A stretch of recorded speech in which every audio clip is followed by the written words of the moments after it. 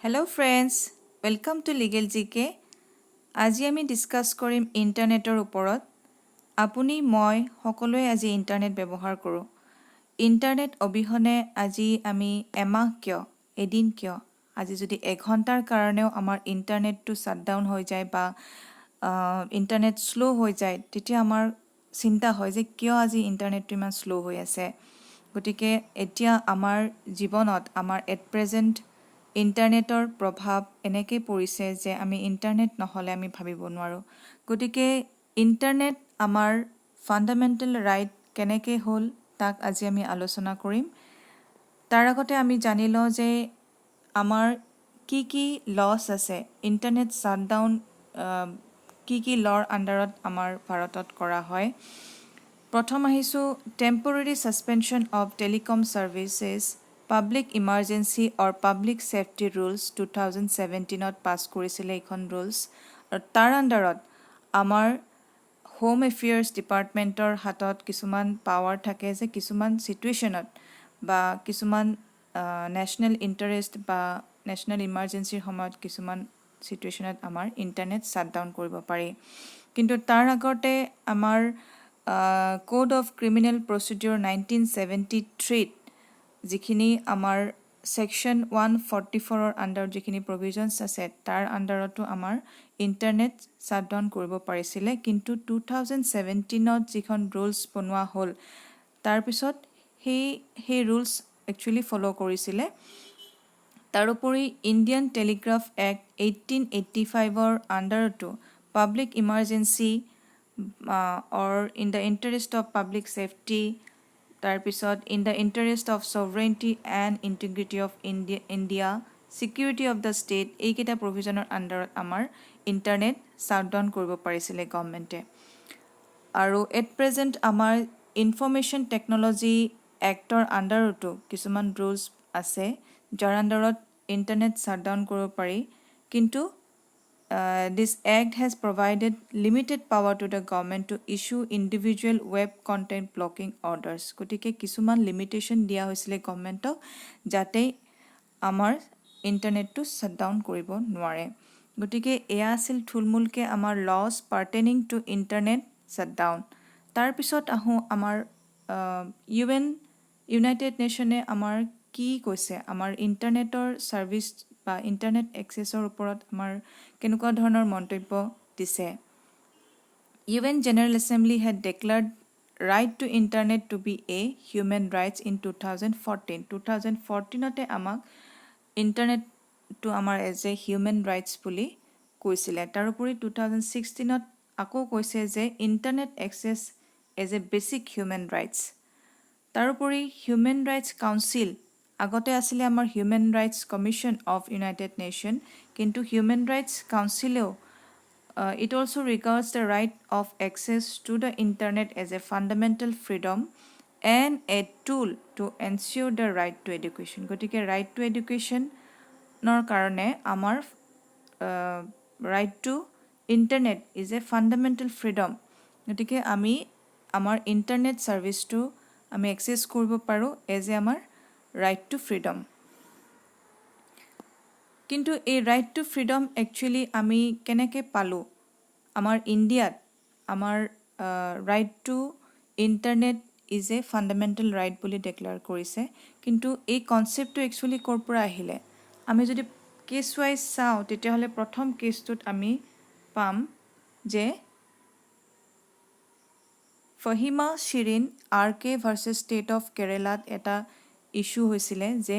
এগৰাকী college student, তেখেতক expel কৰা হৈছিলে from the college hostel for using her mobile phone beyond the restricted hours. গতিকে প্ৰত্যেক কলেজতে কিছুমান ৰুলছ ৰেগুলেশ্যন আছে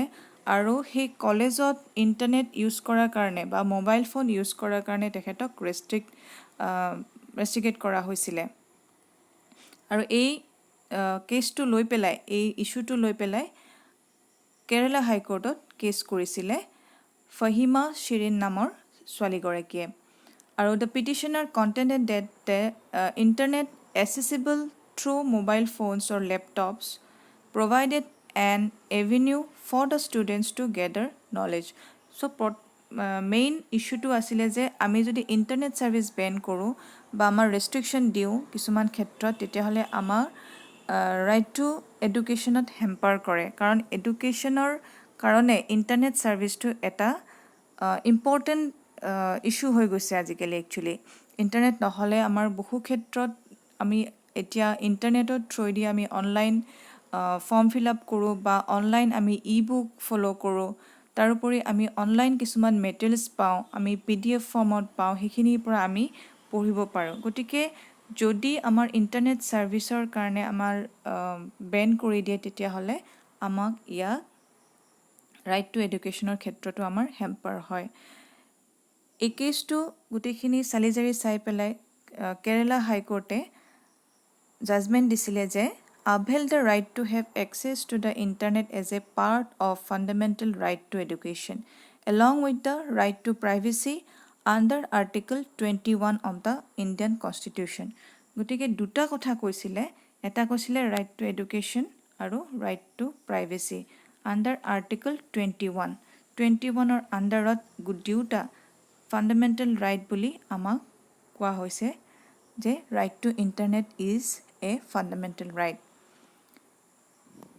নেক্সট আহোঁ আমি জম্মু এণ্ড কাশ্মীৰত যি আমাৰ শ্বাটডাউন চলি আছে ইণ্টাৰনেটৰ এইটো এটা ডেম'ক্ৰেটিক কাণ্ট্ৰিৰ কাৰণে এখন ডেম'ক্ৰেটিক কাণ্ট্ৰিৰ কাৰণে এইটো লেংডিয়েষ্ট ইণ্টাৰনেট শ্বাটডাউন বুলি ক'ব লাগিব সকলোৱে নিশ্চয় জানে আৰ্টিকল 370 জম্মু এণ্ড কাশ্মীৰৰ পৰা উঠাই দিয়া হৈছে আৰু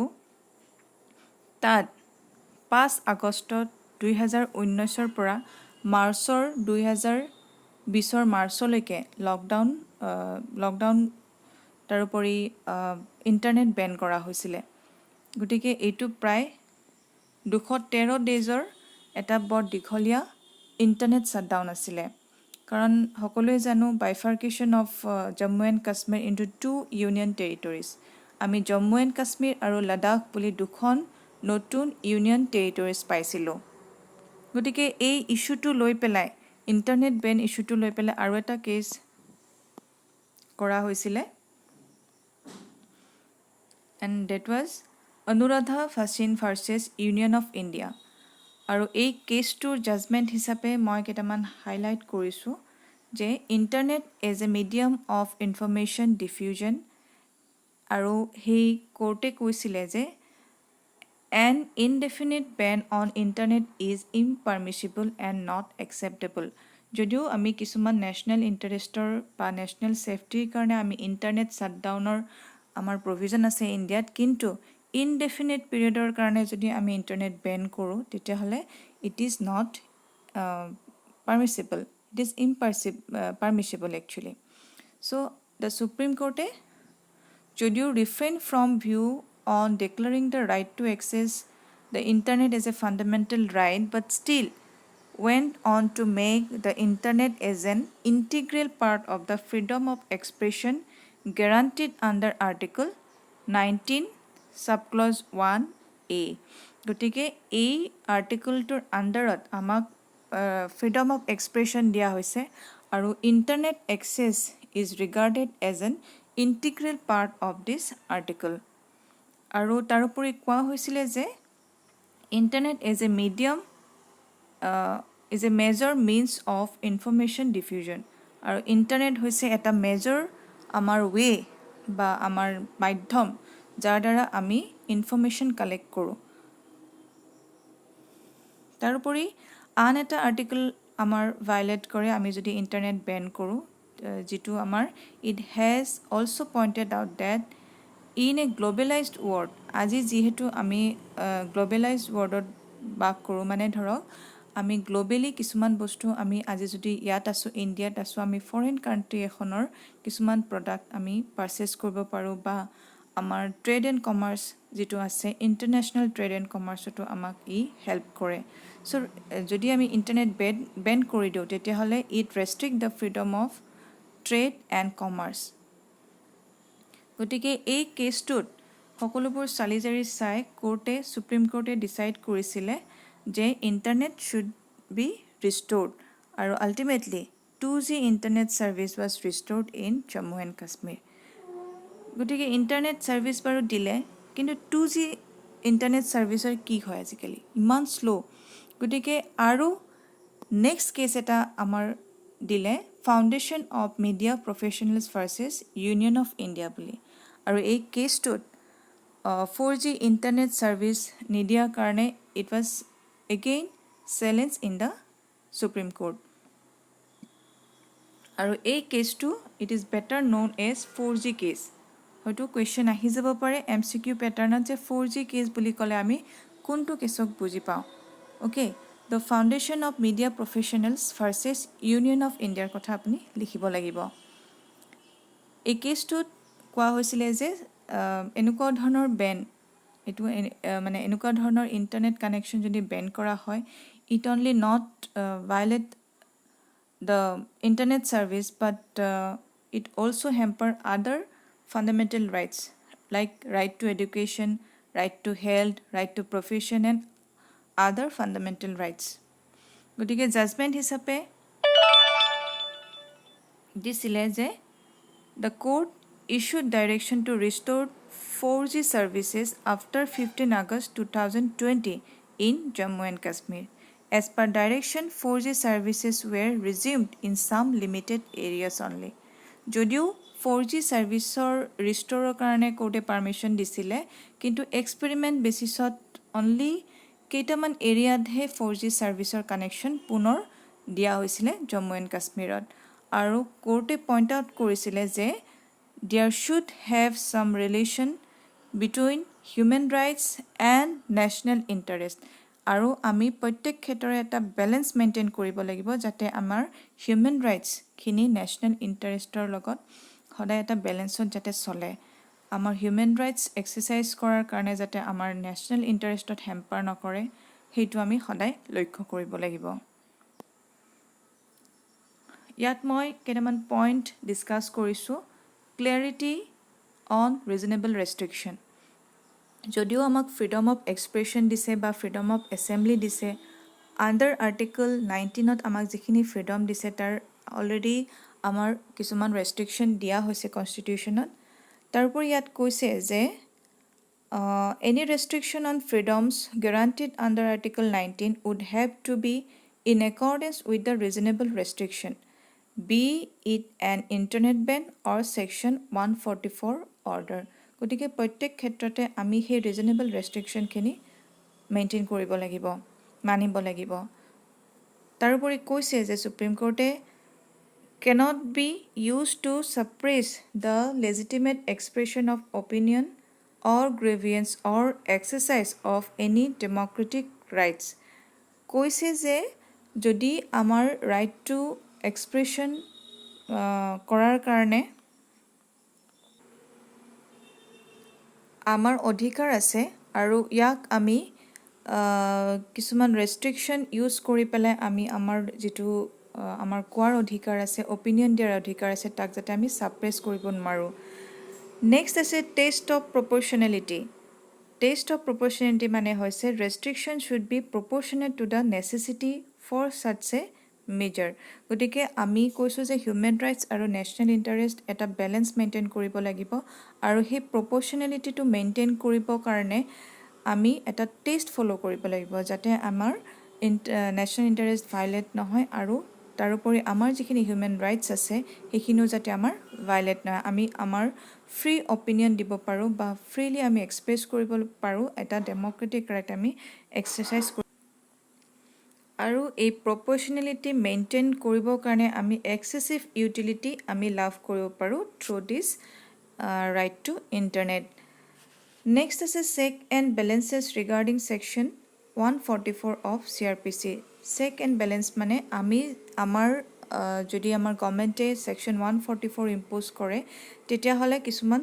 ইয়াত পইণ্টছ দিছে যে সেইখিনি বস্তু আমি ফ'ল' কৰিব লাগিব, সেইখিনি বস্তু গভৰ্ণমেণ্টে ফ'ল' কৰিব লাগিব। ন' ছিক্ৰেট অৰ্ডাৰ, কোনো ধৰণৰ ছিক্ৰেট অৰ্ডাৰ দিব নোৱাৰে। যিখিনি অৰ্ডাৰ দিয়ে, যিখিনি আমাক ইণ্টাৰনেট বেন কৰাৰ কাৰণে যিখিনি অৰ্ডাৰ দিয়ে আণ্ডাৰ 144, সেইখিনি it should be published all orders. গতিকে যিখিনি অৰ্ডাৰ দিয়ে এইখিনি পাব্লিছ হ'ব লাগিব যে কিহৰ কাৰণে এই ৰেষ্ট্ৰিকশ্যনখিনি ইম্প'জ কৰা হৈছে, সেইখিনি বস্তু আমাক জনাব লাগিব it regarding such restrictions so that they can be challenged in a court of law যে কোনটো পইণ্টৰ আধাৰত বা কিহৰ বেচিছত আমাৰ যিটো ইণ্টাৰনেট ৰাইট আছে right to internet right to access internet সেইটো আমাক আমি যাতে কোৰ্টত গৈ পেলাই চেলেঞ্জ কৰিব পাৰোঁ যদি আমাৰ সেইটো হিউমেন ৰাইটছ ফ'ল' নকৰে It also held that such restriction cannot extend beyond necessary duration. হয় ইণ্টাৰনেট শ্বাটডাউন কৰিব পাৰিব with some reasonable restriction কিন্তু it cannot extend beyond necessary duration যিখিনি সময়ৰ প্ৰয়োজন এই ইণ্টাৰনেট শ্বাটডাউন কৰাৰ কাৰণে তাতকৈ যাতে এইটো মানে এক্সটেণ্ড কৰি নকৰে কাৰণ ইণ্টাৰনেট যিহেতু আমাৰ এটা ফাণ্ডামেণ্টেল ৰাইট আমি যাতে আমি ইণ্টাৰনেটৰ থ্ৰুদি আমি এক্সপ্ৰেছ কৰিব পাৰোঁ গতিকে it should not be ban for a indefinite period of time come to next links to other rights so' already আমি কৈছোঁ যে আমাৰ right to internet related to other some important fundamental right. One of them is right to freedom of speech. কাৰণ আমাৰ এতিয়া এনেকুৱা হৈছে আমি ইণ্টাৰনেটৰ থ্ৰুদি আমি কিছুমান এক্সপ্ৰেছ কৰিব পাৰোঁ এজ এ চিটিজেন আমি গভৰ্ণমেণ্টক আমি প্ৰটেষ্ট কৰিব পাৰোঁ গভৰ্ণমেণ্টক আমি কিছুমান বস্তু আমাৰ অপিনিয়ন জনাব পাৰোঁ গতিকে এইটো হৈছে এটা ইম্পৰ্টেণ্ট মাধ্যম important way then right to development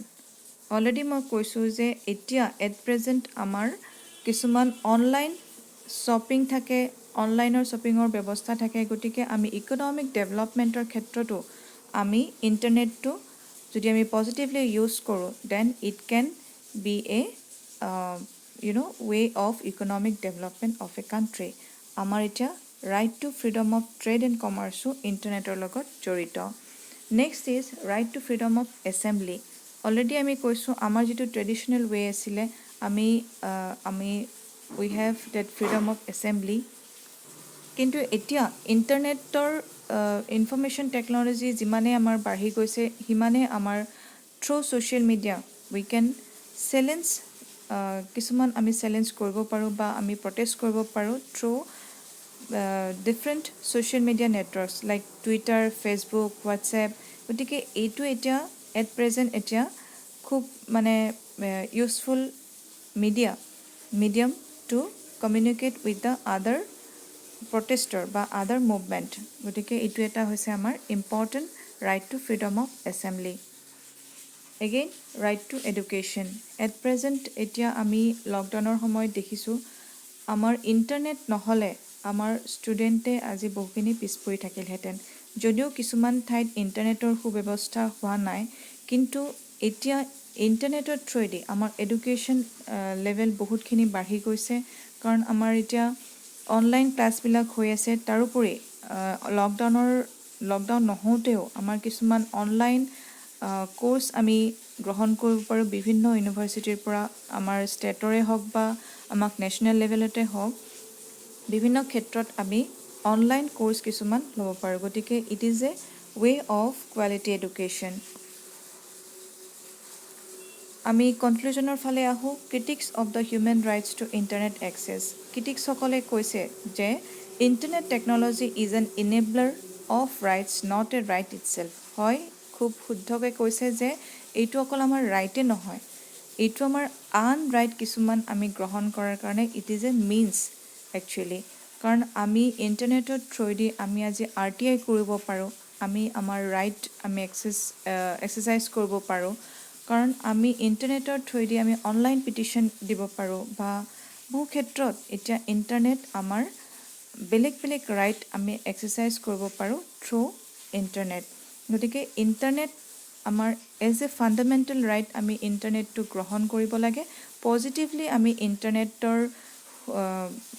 ব্যৱহাৰ কৰিব লাগে যাতে আমি পজিটিভ ৰিজাল্ট পাওঁ নিগেটিভ চবৰে পজিটিভ নিগেটিভ দুটাই আছে যদি আমি এটা বস্তু পজিটিভলি ইউজ কৰোঁ তেতিয়াহ'লে আমি ইয়াৰ সুফল নিশ্চয় পাম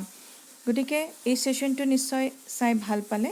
যদি ভাল পাইছে লাইক কৰিব আৰু শ্বেয়াৰ কৰিব আপোনাৰ লগতেও যাতে আনেও ইয়াৰ বিষয়ে জানক থেংক ইউ ফৰ ৱাচিং দ্য ভিডিঅ' আৰু এনেকুৱা ভিডিঅ' চাবৰ কাৰণে please do subscribe my channel. See you in the next video. Thank you.